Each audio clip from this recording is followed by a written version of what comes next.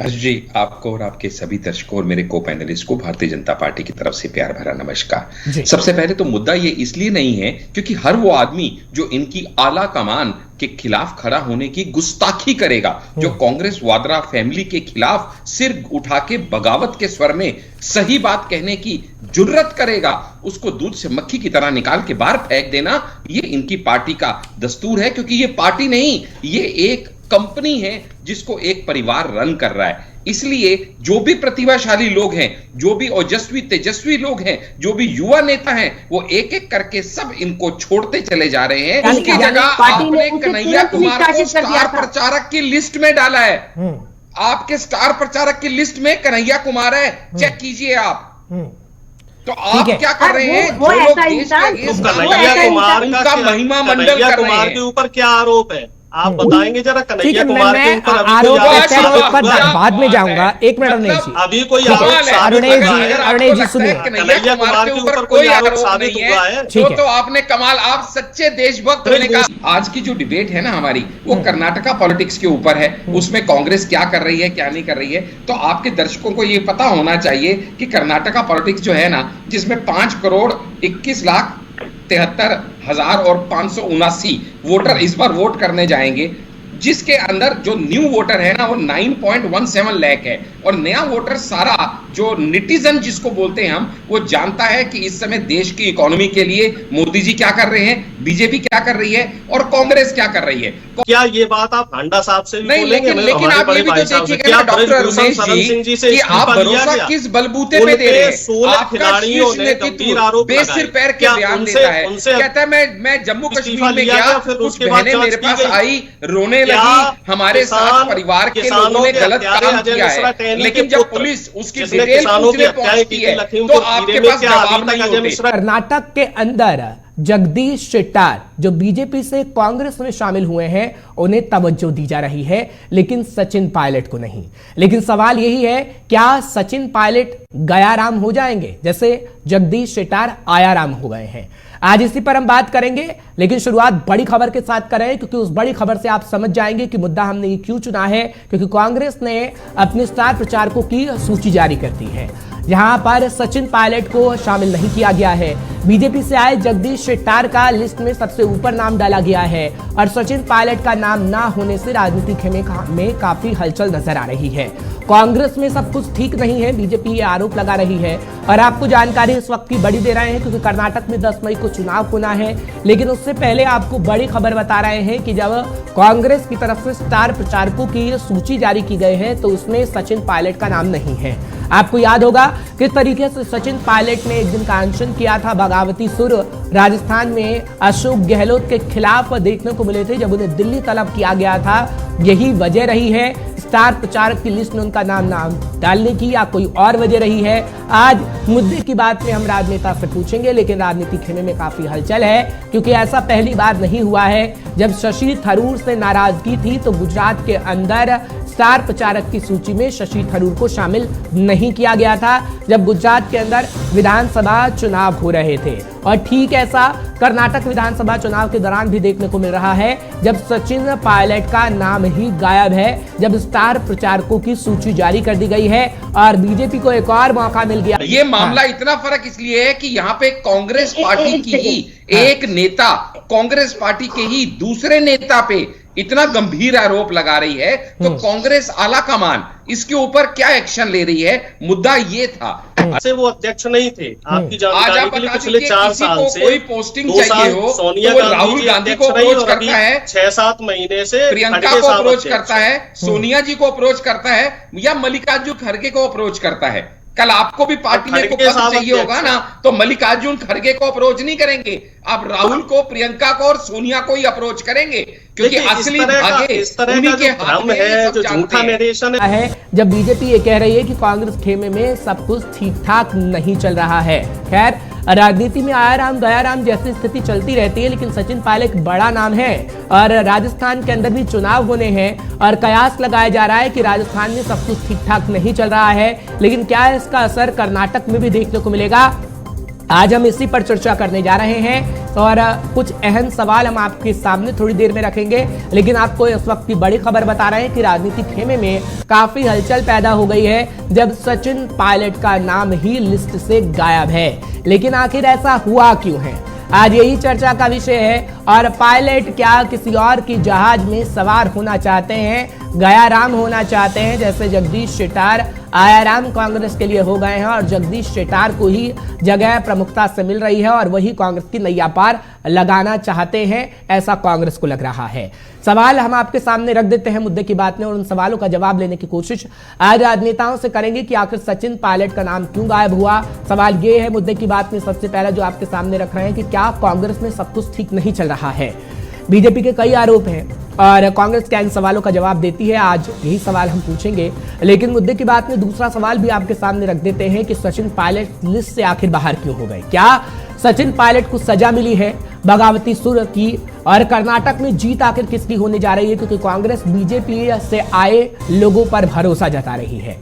और क्या जगदीश शेट्टार बीजेपी का समीकरण बिगाड़ देंगे, क्या इस पर भी आज हम चर्चा करेंगे। क्या कांग्रेस में नेताओं की नहीं सुनी जाती है, क्योंकि सचिन पायलट लगातार राहुल गांधी से कई बातें कहते रहे हैं और कई नेताओं के हम नाम लेंगे जो राहुल गांधी को बताते रहे हैं अपनी परेशानी, लेकिन उनकी परेशानी का हल कांग्रेस में नहीं हुआ है। और ऐसा हम क्यों कह रहे हैं, आपके सामने तथ्य रखेंगे, उन नेताओं की बात रखेंगे और कांग्रेस के नेता से ही सवाल लेने की कोशिश करेंगे, क्योंकि मुद्दा बड़ा है। राजनीतिक खेमे में काफी हलचल हो गई है, क्योंकि पिछले दिनों भी राजनीतिक खेमे में काफी हलचल इसलिए थी क्योंकि सचिन पायलट बगावती सुर को अपनाए हुए थे। और क्या सचिन पायलट को इसी की सजा दी गई है जब स्टार प्रचारकों की सूची में सचिन पायलट का नाम ही नहीं है। शुरुआत करते हैं चर्चा की मुद्दे की बात में, और मुद्दे की बात में तीन खास मेहमान इस वक्त मेरे साथ जुड़ रहे हैं, मुलाकात आपकी करवाते हैं, चर्चा की शुरुआत करते हैं। इस वक्त डॉक्टर आशीष हांडा जी हैं, नेता है बीजेपी से। आशीष हांडा जी, मुद्दे की बात में आपका बहुत बहुत स्वागत कर रहा हूं। डॉक्टर अवनीश यादव हैं, प्रवक्ता हैं कांग्रेस के। अवनीश जी, आपका भी बहुत बहुत स्वागत कर रहा हूं, आपने समय निकाला है। सुमन अपर्णा आहूजा जी हैं, राजनीतिक विशेषज्ञ के तौर पर हैं। सुमन जी, आपका भी बहुत बहुत स्वागत है, आप हमारे साथ जुड़ी हैं, समय निकाला है। सबसे पहले अवनीश जी, मैं आपके पास आ रहा हूं क्योंकि सचिन पायलट का नाम ही नहीं है। सजा दी है क्या सचिन पायलट को बगावती सुर के लिए? जो बगावती सुर थे सचिन पायलट के हाल ही के दिनों में जब दिल्ली भी तलब कर लिया गया, उसकी सजा ये रही कि आपने नाम ही हटा दिया सचिन पायलट का। स्टार प्रचारकों की सूची में सबसे ऊपर नाम उसका जो बीजेपी से आया, कांग्रेस के अंदर शामिल हुआ, जगदीश शेट्टार, और आप सोच रहे हैं कि वही नैया पार लगा देंगे। अवनीश जी, सबसे पहली बात तो जो ये सचिन पायलट जी वाली बात आप कह रहे हैं, तो इतना बड़ा मुद्दा है, ये मुझे अभी मालूम पड़ा कि साहब पायलट साहब का नाम लिस्ट में नहीं है, तो बहुत बड़ा मुद्दा बन गया। हालांकि पंजाब में भी एक लोकसभा सीट पे चुनाव हो रहा है, तो सचिन पायलट जी को वहां की जिम्मेदारी दी गई है। और दूसरी बात मैं आपका ध्यान दिलाना चाहूंगा कि बीजेपी में एक बहुत बड़े नाम है, बीजेपी का जो युवा मोर्चा है उसके राष्ट्रीय अध्यक्ष है और कर्नाटक से आते हैं और कर्नाटक से सांसद भी है, तेजस्वी सूर्या जी। उनका नाम भी बीजेपी की स्टार प्रचारकों की लिस्ट में नहीं है। लेकिन दुर्भाग्य की बात है कि उस पे कोई चर्चा नहीं हो रही है। एक एजेंडा बनाया जा रहा है बीजेपी द्वारा कि वो हम आपको जरूर बताएंगे। आते हैं अपने मुद्दे पर, क्योंकि कांग्रेस से जुड़ा हुआ मुद्दा है। अवनीश जी अपनी बात रख चुके हैं, एक एक कमेंट पहले ले लेते हैं, उसके बाद चर्चा की शुरुआत करते हैं, आगे चर्चा को बढ़ाते हैं। आशीष हांडा जी, कोई मुद्दा ही नहीं है कि बीजेपी की तरफ से मुद्दे को उठाया गया है, उन्होंने तेजस्वी सूर्या का भी नाम लिया है। लेकिन मैं आऊंगा और अवनीश जी को बताऊंगा कि ये मुद्दा आखिर है क्यों सचिन पायलट वाला, लेकिन उन्होंने आप पे आरोप लगाया, तो पहला कमेंट आप दे दीजिए, उसके बाद सुमन जी के पास में चलता हूं, उसके बाद अपने भी सवाल आपके सामने रखता हूं। आशीष जी। जी, आपको और आपके सभी दर्शकों और मेरे को पैनलिस्ट को भारतीय जनता पार्टी की तरफ से प्यार भरा नमस्कार। सबसे पहले तो मुद्दा ये इसलिए नहीं है क्योंकि हर वो आदमी जो इनकी आला कमान के खिलाफ खड़ा होने की गुस्ताखी करेगा, जो कांग्रेस वाड्रा फैमिली के खिलाफ सिर उठा के बगावत के स्वर में सही बात कहने की जुर्रत करेगा, उसको दूध से मक्खी की तरह निकाल के बाहर फेंक देना, ये इनकी पार्टी का दस्तूर है। क्योंकि ये पार्टी नहीं, ये एक कंपनी है जिसको एक परिवार रन कर रहा है। इसलिए जो भी प्रतिभाशाली लोग हैं, जो भी ओजस्वी तेजस्वी लोग हैं, जो भी युवा नेता हैं, वो एक एक करके सब इनको छोड़ते चले जा रहे हैं और आगे भी छोड़ते चले जाएंगे। लेकिन ये उसको कोई मुद्दा बनाना ही नहीं चाहते हैं, क्योंकि हर वो आदमी जो आला कमान के खिलाफ खड़ा होगा उसको यही सजा मिलनी चाहिए, यही मैसेज ये देना चाहते हैं और वो मैसेज वो बखूबी दे रहे हैं। पहली बात। दूसरी बात, जब ऐसे लोगों को ये अपग्रेड करते हैं जो दल बदलू होते हैं और उनको सिर्फ अपॉर्चुनिटिस्ट कहा जाता है, और ऐसे लोग अपॉर्चुनिटीज को देखते हुए जब पार्टी बदलते हैं और ये उनको ऊपर रखते हैं तो इनका ओरिजिनल कैडर तो नाराज होगा ही होगा। और तीसरी बात, इनकी आला कमान इनकी बात नहीं सुनती। वो हम कितने सीनियर लीडर से सुन चुके हैं, G23 से सुन चुके हैं, सचिन जी से कितनी बार सुन चुके हैं। और जब वो दिल्ली भी आते हैं तो दिल्ली में हाई आला कमान के उच्चतम स्तरीय लोगों का उनसे मिलने का समय निकाल पाना भी मुमकिन नहीं होता। ये सब भी मीडिया रिपोर्ट से हम देख ठीक है अरुणेश जी, आप सुन रहे हैं ना हांडा जी क्या कुछ कह रहे हैं। ठीक है हांडा जी, मैं आपके पास आता हूं, कमेंट सुमन जी से लेता हूं, फिर मेरे भी सवाल है। सुमन जी, स्वागत के साथ सवाल कर रहा हूं। गुजरात चुनाव में तो आप हमारे साथ जुड़ी ही थी, राजनीतिक विश्लेषक के तौर पर हम बातचीत कर रहे थे। गुजरात चुनाव के दौरान शशि थरूर को भी बाहर किया गया था, थोड़ी नाराजगी थी शशि थरूर से, और अब सचिन पायलट से नाराजगी है। ये नाराजगी वाला ही माहौल लग रहा है आपको या कुछ और है? अरुणेश जी कह रहे हैं कि ये तो कुछ मुद्दा ही नहीं है, लेकिन बीजेपी से मुद्दा बनाना चाहती है। देखिए, ये सभी को पता है, प्रत्यक्ष को प्रमाण की आवश्यकता नहीं होती है हर चीज। अभी 10 दिन पहले भी सचिन पायलट ने एक प्रेस कॉन्फ्रेंस बुलाई थी और उन्होंने अपनी नाराजगी खुलकर जनता के सामने रखी कि हमने बार बार गहलोत जी को बोला है कि अब वो समय आ गया है, जो हमने अपने चुनावी वादे किए हैं, हमें जनता के साथ उन चुनावी वादों पर उतरना चाहिए। वो खुद इस चीज को मानते हैं कि कांग्रेस के अंदर भ्रष्टाचार है। कम से कम जो कमिटमेंट, जो वादे हमने जनता के साथ किए, हम उनको खुलकर सामने पे लेकर आए, क्योंकि आने वाले कुछ दिनों में राजस्थान में फिर से चुनाव होगा। तो उनकी जो नाराजगी है वो जायज है। तो कांग्रेस की स्ट्रेटेजी रही है, कांग्रेस के आला कमान कभी किसी दूसरे की बात सुनते ही नहीं। और दूसरी बात, जो अभी कंपैरिजन कर रहे थे कि तेजस्वी भी तो नहीं आए, ठीक है, दोनों को एक दूसरे के साथ मिरर करने की जरूरत नहीं है, आमने सामने रखने की जरूरत नहीं है। कांग्रेस आला कमान इस वक्त अपनी जो राजनीति की रोटियां है वो कर्नाटक में कैसे भुनाए वो स्ट्रेटेजी बना रही है। देखिए, जब वो शशि थरूर से नाराज थे तो उन्होंने उसको उस चुनाव से दूर रख दिया, क्योंकि उन्हें लगा कि इसका शायद गुजरात चुनाव पर कहीं ना कहीं असर पड़ेगा। आज कांग्रेस को लगता है कि जिस तरह कपिल सिब्बल छोड़कर चले गए, क्योंकि आला कमान की ये है कि वो अपने आगे किसी को कुछ भी नहीं समझती है। और दूसरी चीज ये देखिए, आप ये देखिए, आज सचिन पायलट जो इतने सालों से कांग्रेस को अपना तन मन धन सब कुछ देकर चल रहे हैं, आज उन्हें स्टार प्रचारकों से दूर रख दिया। और जगदीश शेट्टावर जो कल के भारतीय जनता पार्टी के वो आए हैं, आपने उनको स्टार प्रचारकों की सूची में सबसे आगे रख दिया। यानी आप सिर्फ एक रोटी बनाने के लिए, अपनी राजनीतिक रोटियां बनाने के लिए आप अपना विजन देखिए, आप क्लियर देखिए कि जनता को किस तरह से गुमराह किया जा रहा है, किस तरह से एक जो लिंगायत का कार्ड है या ओबीसी कार्ड है उसको बनाने के लिए इन्होंने जगदीश शेट्टावर को सामने रख दिया। और जो अपनी ही पार्टी के लोग हैं, यानी कि वो घर का भेजिए ना, घर के लोगों को तो आप बाहर कर रहे हैं और बाहर के लोगों को बुलाकर आप अपनी थाली बजा रहे हैं कि हाँ आ जाओ हमारे साथ, हमारी पार्टी ज्वाइन करो, और वो पद जो आपको दूसरी पार्टी नहीं देगी वो हम आपके लिए थाली में परोस कर रखे हुए हैं। Welcome to you. चलिए ठीक है, अब क्रॉस क्वेश्चन भी आप कर सकते हैं, मैं चर्चा को आगे बढ़ा रहा हूं। मैं 3 पॉइंट रखूंगा अरुणेश जी, उसका जवाब आप मुझे दीजिएगा, साथ ही साथ बीजेपी के सवालों का जवाब और सुमन जी के सवालों का जवाब भी दीजिएगा। यहां पर बात है कि कांग्रेस आला कमान अपने नेताओं की नहीं सुनता। अब सर एक चिट्ठी भी थी और साथ ही साथ जब भारत जोड़ो यात्रा हो रही थी तो एक बात भी सामने आई थी, बड़ी वायरल थी, आपको तो पता होगा, लेकिन मैं एक बार फिर से आपको सुना देता हूं। युवा कांग्रेस की असम अध्यक्ष अंकिता दत्ता युवा नेता श्रीनिवास बीवी पर आरोप लगाती हैं कि वो मुझे छेड़ते हैं, परेशान करते हैं। भारत जोड़ो यात्रा के दौरान राहुल गांधी से मिली, राहुल गांधी से कहा कि ऐसा मेरे साथ हो रहा है। राहुल गांधी को बाकायदा चिट्ठी भी लिखी गई, लेकिन आज तक कोई जवाब नहीं आया। हमने खुद बात की, लेकिन उन्होंने कहा जी आज तक कोई जवाब नहीं आया, मुझे प्रताड़ित किया जाता रहा, लेकिन मेरी बात कांग्रेस में नहीं सुनी गई। सचिन पायलट का तो एग्जाम्पल हम देख ही रहे हैं, सचिन पायलट को दिल्ली आपने तलब कर लिया, सचिन पायलट कितनी बगावती सुर्खियां करते हैं। और ऐसा एक जगह नहीं है सर, जहां जहां आपकी सरकार है वहां वहां हम देखते हैं। अभी हाल ही में आप देख लीजिए छत्तीसगढ़ के अंदर टीएस साहब कैसे आरोपी लगा रहे थे कांग्रेस पर खुद कि क्या हो रहा है छत्तीसगढ़ के अंदर। हालांकि खुले तौर पर उन्होंने नहीं कहा, लेकिन 2.5 साल का सीएम का वादा जो आपने किया वो पूरा नहीं किया। आप अपने नेताओं की नहीं सुनते, ये आरोप है सर आप पे। मैंने तो तथ्य आपको दिए हैं अरुणेश जी। नहीं, बिल्कुल बहुत अच्छी बात है, आपने तथ्य दिए, तथ्यों का स्वागत है बिल्कुल। और हम तो चाहते हैं कि भाई इस तरह के तथ्य प्रस्तुत किए जाए और हम उनका जवाब देने के लिए भी तैयार हैं। लेकिन हमारे बीजेपी के साथी ने जवाब नहीं दिया। मुझे आवाज नहीं आ रही है। जी को जो ठीक है आशीष जी, आपको किसकी आवाज नहीं आ रही? कांग्रेस के प्रवक्ता की आवाज आपको नहीं पहुंच रही है अनुज जी की?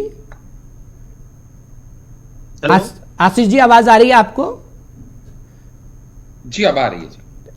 ठीक है, अपनी बात को पूरा करिएगा अरुणेश जी, उन्हें आवाज नहीं आ रही थी इसलिए मैंने बीच में टोका।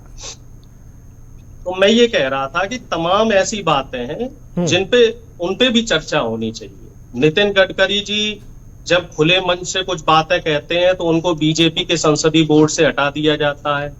अभी पूर्व राज्यपाल सतपाल मलिक जी ने भी काफी गंभीर आरोप लगाए। अगर उनके आरोप बेबुनियाद हैं तो बीजेपी का, देखिए अब मेरी बात कंप्लीट होने दीजिए भाई साहब प्लीज, ठीक है? लेकिन मेरे सवालों का जवाब तो पहले दीजिएगा, फिर आप बीजेपी पे आरोप लगा सकते हैं सर, खुली छूट है आपको इस डिबेट में। मेरा एक निवेदन है हर्ष जी प्लीज, लेकिन मेरा भी सर निवेदन है कि जो मैंने सवाल पूछा है उसका उत्तर पहले दिया जाए, फिर आप बीजेपी से सवाल लीजिएगा, क्योंकि मैंने पहले आपसे सवाल पूछा। आपने जवाब आपने कहा कि जो आपने तथ्य दिए वो ठीक है, लेकिन उन तथ्यों का आप जवाब तो दीजिए सर। मैं तो रख रहा हूं आपके सामने, अगर गलत है तो आप मुझे बोल दीजिए, मैं आपसे माफी मांगने तक को तैयार हूं। नहीं भाई साहब, थोड़ा सा समय दीजिए। मुझे लगता है आपकी मेरे ऊपर कुछ ज्यादा नाराजगी रहती है। मैं कई डिबेट में मैं सर मुझे थोड़ा सा मेरे ऊपर नहीं सर, मुझे किसी से नाराजगी नहीं, थोड़ा सा समय दीजिए। मैं किसी से नाराजगी नहीं है अरुणेश जी, आप भी अच्छे प्रवक्ता हैं। और हमारी बहन बोल रही थी तो उनको भी बोलने दिया। अब जब मैं बोल रहा हूँ तो बीच में आपने डिस्ट्रैक्ट कर दिया। अरुणेश जी मेरा थोड़ा गला खराब है, मैं इसलिए आज चिल्ला नहीं रहा हूँ आप पे, ना कुछ बोल रहा हूं। मैंने सिर्फ आपसे ये कहा मेरी किसी से कोई दुश्मनी नहीं है, आप अच्छे प्रवक्ता हैं, बस तथ्यों पर बात करिएगा और तथ्यों पर मुझे जानकारी दीजिएगा कि आखिर कांग्रेस ऐसा क्यों नहीं करती। इसमें सुनिए हर्ष जी, अब तथ्य एक तरफा नहीं होने चाहिए, ठीक है? जब आप बात कर रहे हैं कि कांग्रेस में खलबली है तो आपको इस पे भी चर्चा करनी चाहिए कि तमाम जो कर्नाटक बीजेपी के एमएलए हैं वो पार्टी छोड़ के क्यों जा रहे हैं। आशीष जी से बीजेपी के प्रदेश अध्यक्ष जी, वो आशीष जी जवाब देंगे ना, छोड़ के क्यों जा रहे हैं अरुणेश जी, उसका जवाब आशीष जी देंगे ना, आशीष जी देंगे ना। वो दूसरा जो पार्ट है, आपने जो दूसरा पार्ट है सर वो बीजेपी से लूंगा ना। अब हर्ष जी यही तो समस्या है, मेरी जो बात है वो भी पूरी हो जाने दीजिए। लगता है आप मुझसे नाराज हैं। निवेदन है, लगता है आप मुझसे नाराज हैं। मैं तो निवेदन कर रहा हूँ, हाथ जोड़ के विनती कर रहा हूँ, बात को पूरा करिए, मेरी बात पूरी कंप्लीट हो जाने दीजिए, पूरा करिए, ठीक है? ठीक। हाँ, तो मैं बात कर रहा था सत्यपाल मलिक जी से। तो सत्यपाल मलिक जी जो गवर्नर भी रहे हैं, उन्होंने गंभीर आरोप लगाए। अगर उनके आरोप सच हैं तो उस पे बीजेपी का एक स्टैंड होना चाहिए, और आरोप झूठे हैं तो उनके खिलाफ सर आज का डिबेट के मुद्दे पे रहिए प्रभु। नहीं, मैं मुद्दे पे ही आ रहा हूँ। देखिए ऐसा नहीं है कि आप कांग्रेस की खामियां तो देख रहे हैं, कांग्रेस के ऊपर तो आप लगा रहे हैं। मैं बीजेपी से सवाल लूंगा क्योंकि वो बीजेपी को मैंने इसीलिए बिठाया है। नहीं, मुद्दे का टॉपिक ही आपने सचिन पायलट जी का रखा, जबकि आपको मुद्दे का टॉपिक न्यूट्रल होके दोनों साइड रखना चाहिए। मैंने दोनों साइड ही रखा है। बीजेपी में क्या हो रहा है, बीजेपी में क्या हो रहा है, दोनों साइड होना चाहिए, एक बैलेंस बना के चलिए ना आप। नहीं सर, मैं बैलेंस ही बना रहा हूँ अरुणेश जी। दिक्कत तो ये है, पहले आप कहते हैं कि आप मुझे बोलने दीजिए, फिर जब आप बोलते हैं तो मुझे तथ्य नहीं मिलते हैं सर, फिर मुझे बावजूद उसके बोलना पड़ता है, आप कहते हैं फिर नहीं बोलने दे रहे। अब मुझे एक करके जरा सवाल बता। ठीक है, मेरा सवाल सिर्फ इतना है अरुणेश जी, मेरा एक सवाल का जवाब दे दीजिए बस। जब एक महिला कहती है कि युवा कांग्रेस नेता मुझे छेड़ रहा है, कई दिनों से प्रताड़ित कर रहा है, सुमन जी महिला हैं, अच्छी तरह इस बात को जानती होंगी। जी बिल्कुल, तो राहुल गांधी आसाम से नेता है। हाँ, राहुल गांधी से वो मुलाकात करती हैं, लेकिन राहुल गांधी कांग्रेस में इतने बड़े नेता होने के बावजूद उस पर आखिर कार्रवाई क्यों नहीं करते जिसके ऊपर आरोप लगा है? बस इतना सा जवाब दे दीजिए। हाँ, मैं आपको बता रहा हूँ, इस समय जो मामला है वो कांग्रेस अध्यक्ष आदरणीय खड़गे साहब के पास है और उस मामले पे जांच चल रही है। हेलो जी, आवाज आ रही है सर।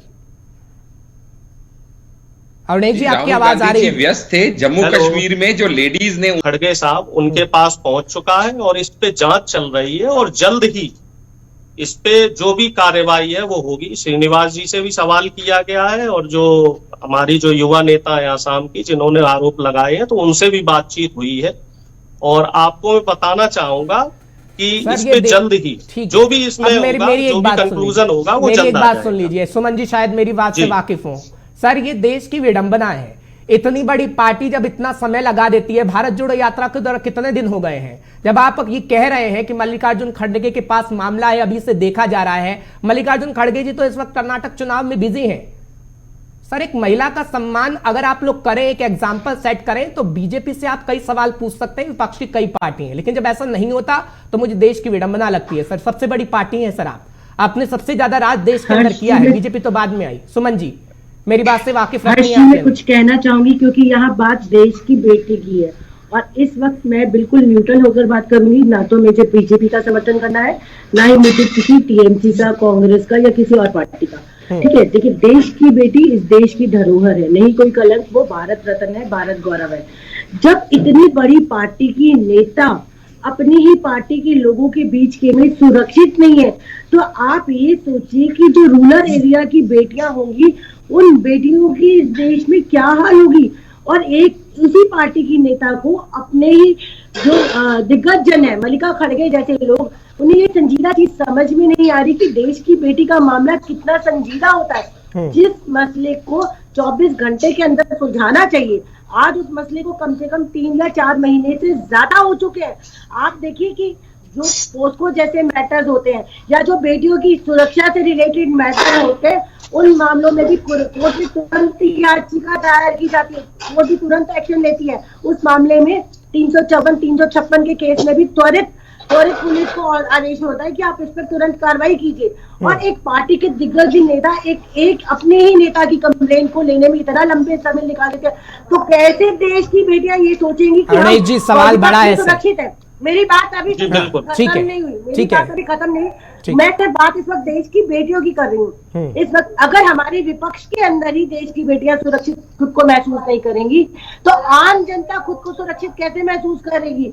हम बात करते हैं वुमेन एम्पावरमेंट की, हम बात करते हैं वुमेन एजुकेशन की, और अभी यूपी के चुनाव के दौरान सोनिया गांधी ने एक बहुत बड़ा स्लोगन दिया था, बेटी हूँ लड़ सकती हूँ, बेटी हूँ लड़ सकती हूँ। तो क्या बेटी को सुरक्षा नहीं मिलनी चाहिए?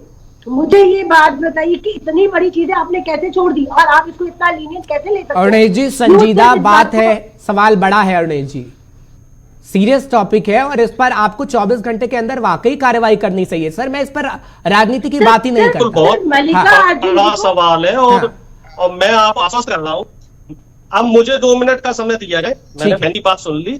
आप जानते हैं कि राहुल गांधी जब जम्मू कश्मीर में गए थे, कैसे अनर्गल बयान उन्होंने दिए थे। कहना चाह रहा हूँ, ठीक है अरुणेश जी। भाई साहब, एक बात और मैं बोलना चाह रहा हूँ।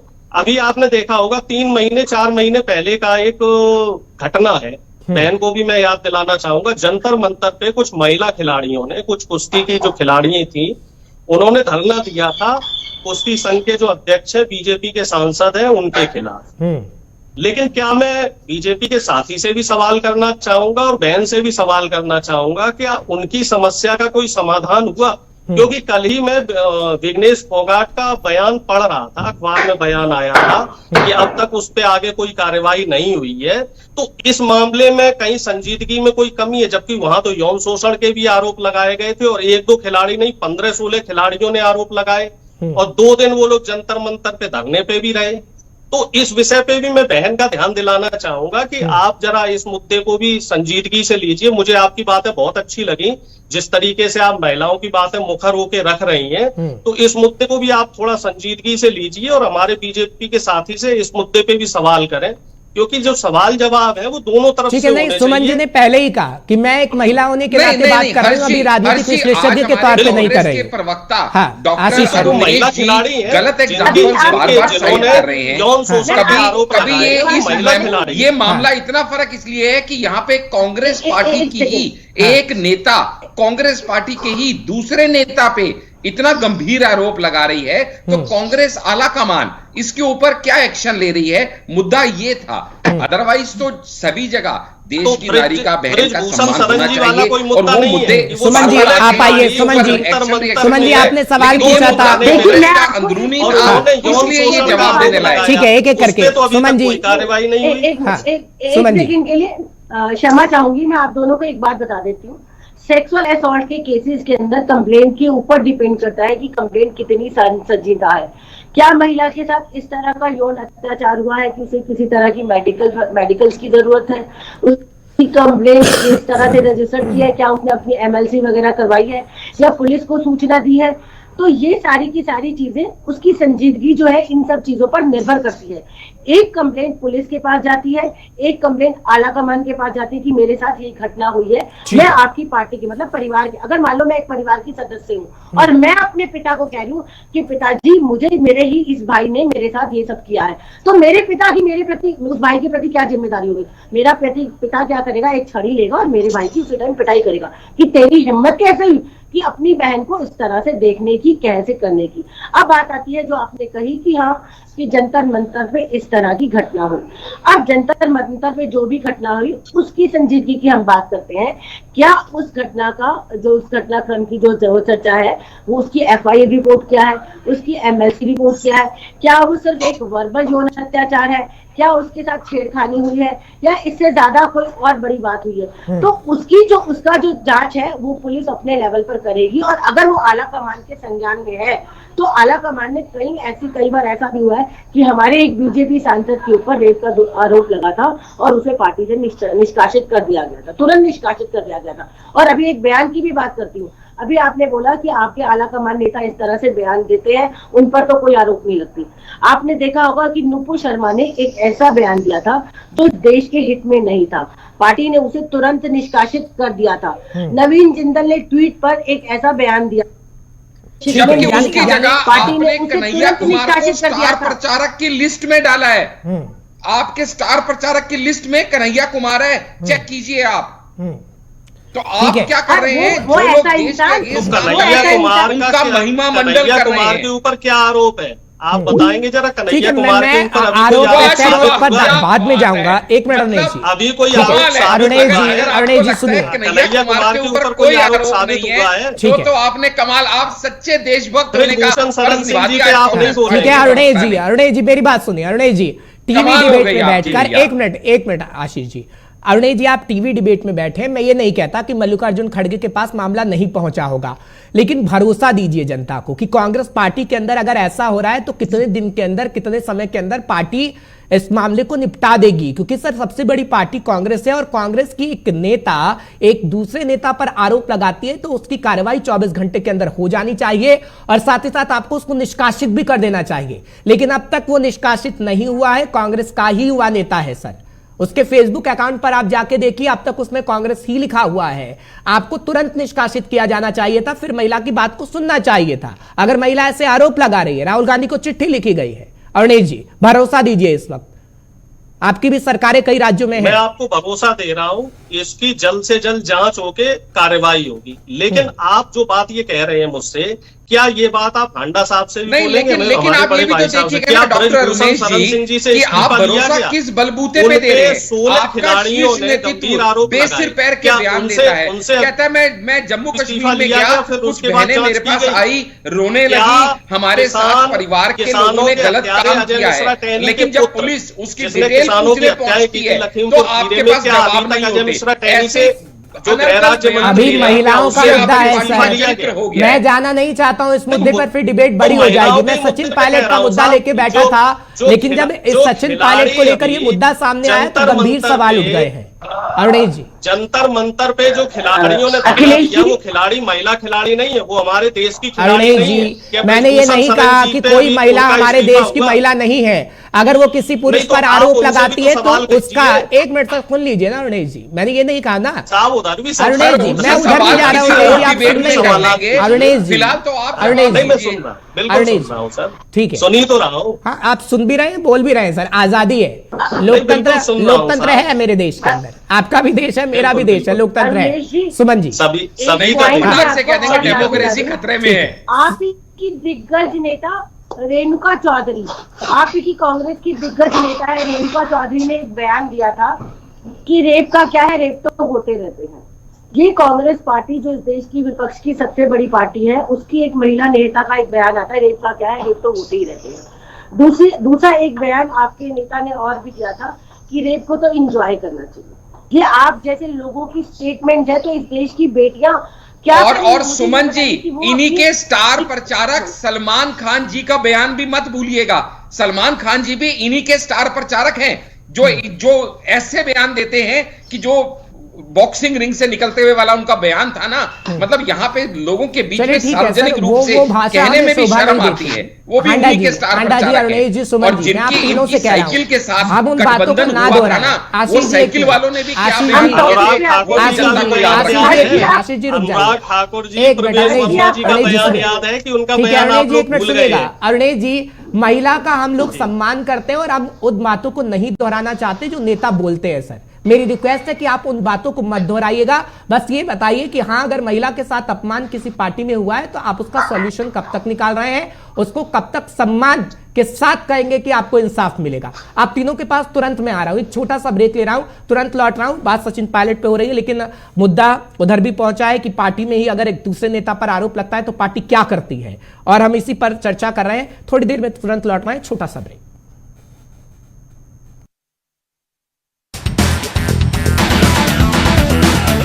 पार्टी में चले जाते हैं, उन्हें तवज्जो दी जाती है, लेकिन अपने ही नेताओं की बात नहीं सुनी जाती, और इसलिए आया गया राम हमने इन शब्दों का इस्तेमाल किया। लेकिन बात सचिन पायलट की हो रही थी, क्योंकि सचिन पायलट को स्टार प्रचारक की सूची में नहीं रखा गया, लेकिन जगदीश शेट्टार को सबसे ऊपर रखा गया। लेकिन बात हम कांग्रेस की कर रहे थे कि कांग्रेस में आखिर क्यों नेताओं की नहीं सुनी जाती है, और एग्जाम्पल हमने असम की एक युवा मंत्री का भी दिया है। मैं आपके पास आ रहा हूं सुमन जी, क्योंकि अभी अरुणेश जी ये कह रहे हैं कि भैया आप हमसे तो सवाल पूछ रहे हैं, लेकिन बीजेपी के खेमे में भी कई ऐसे नेता हैं जो पार्टी के पास जाते हैं लेकिन उनकी बातें नहीं सुनी जाती हैं। सुमन जी, क्या वाकई ऐसा है? राजनीतिक विशेषज्ञ के तौर पे आप मेरे साथ हैं, फिर मैं हांडा जी से सवाल लूंगा। मैं आपकी बात से पूर्णतः सहमत हूँ। भारतीय जनता पार्टी, देखिए कोई भी परफेक्ट नहीं, और भारतीय जनता पार्टी में भी ऐसे बहुत सारे नेता हैं जहां उनकी सुनवाई नहीं होती, लेकिन उसके लिए आगे वो दूसरे तरीके से अपनी बात को रख देते हैं। मैं आपकी एक बात का बहुत अच्छा उदाहरण देती हूँ। एक हमारे सामने एग्जाम्पल आया था कि मनोज तिवारी जी ने एक महिला शिक्षिका का अपमान किया था, और आला कमान ने उन्हें उस शिक्षिका से माफी मांगने पर मजबूर किया था। ये बात आपको अगलेश जी मैं याद दिलाना चाहूंगी कि भरे मंच पर उन्होंने एक शिक्षिका को ये बोला था कि आप मंच से नीचे उतर जाइए, और भारतीय जनता पार्टी को जब ये बात पता लगी, और उसके बाद से जो उनका अध्यक्ष पद का जो वो था वो ओहदा भी छीन लिया गया और उन्हें माफी मांगने के लिए मजबूर भी किया गया। और ऐसा नहीं है कि भारतीय जनता पार्टी बिल्कुल पूर्ण रूप से क्या कहते हैं कोई गलतियां नहीं करती, बहुत सारी mistakes, no one is perfect in this world.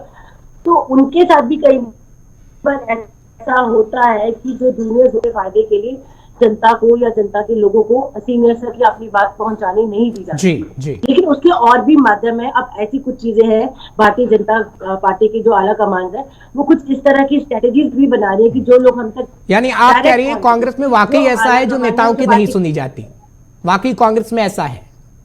देखिए ये बात आज से नहीं है, ये बात कब से चली आ रही है, क्योंकि इंदिरा गांधी की जो पॉलिसी थी वो तानाशाही वाली थी, और उसी पॉलिसी के ऊपर आज तक काम किया जा रहा है। आप देखिए कपिल सिब्बल जी ने अपना पूरा जीवन इस पार्टी को दे दिया, लेकिन उन्हें क्या मिला?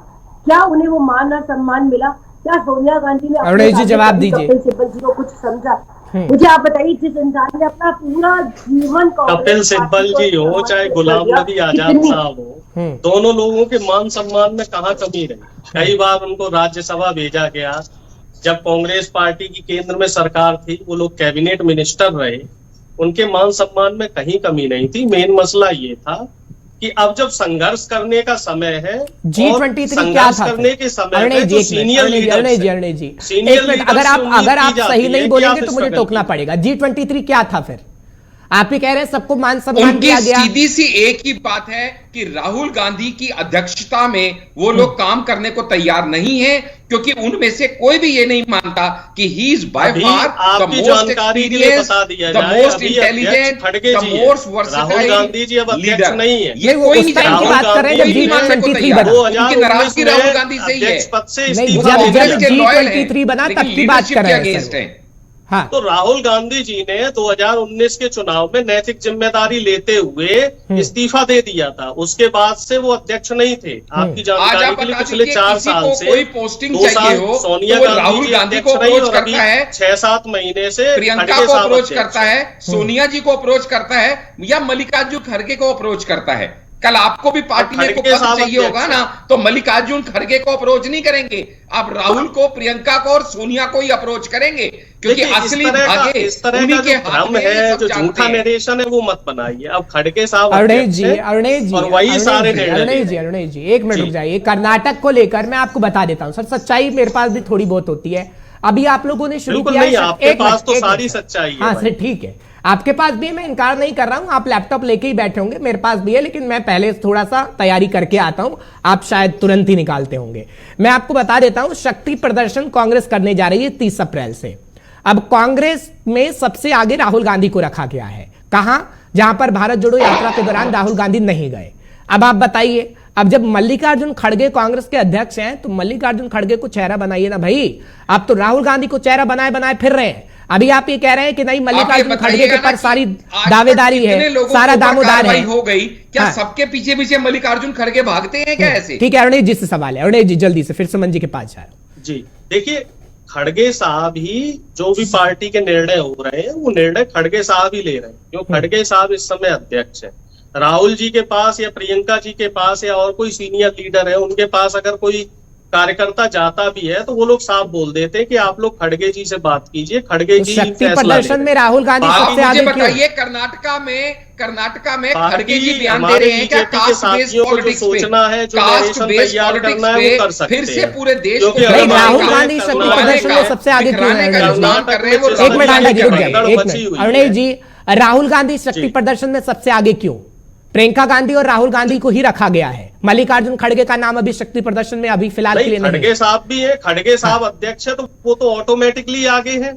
तो राहुल गांधी वहां ऑटोमेटिकली तो राहुल गांधी शक्ति प्रदर्शन में वहां जा रहे हैं जहां पर भारत जोड़ो यात्रा में वो नहीं गए, यानी सीधा सीधा मकसद राहुल गांधी को आगे करने का है, यही है ना?